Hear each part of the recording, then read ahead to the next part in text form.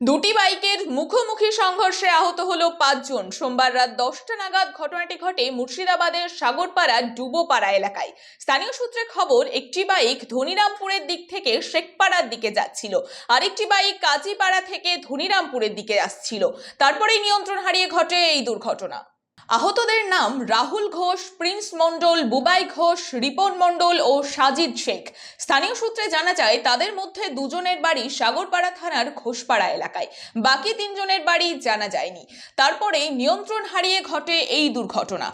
আহতদের উদ্ধার করে সাগরপাড়া প্রাথমিক চিকিৎসা কেন্দ্রে আনা হলে অবস্থার অবনতি হওয়ায় কর্মরত চিকিৎসক 3 জনকে বহরমপুর মেডিকেল কলেজ হাসপাতালে ও 2 জনকে দমকল সুপার স্পেশালিটি হাসপাতালে পাঠান। দুজন দুই দিক দিয়ে আসছিল। কে কোন দিক দিয়ে?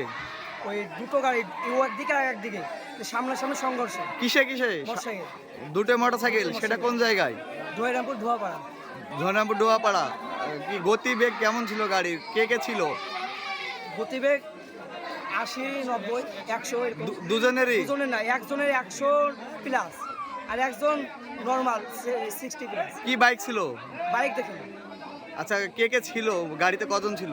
একটা গাড়িতে দুজন, একটা গাড়িতে 3 জন। কি হয়েছিল? মানে আমরা বাইরে বসছিলাম, যে মানে দুজনা মানে অ্যাক্সিডেন্ট করেছে, মানে শুনছি মানে হ্যাঁ, দুটো বাইকে মানে অ্যাক্সিডেন্ট করেছে।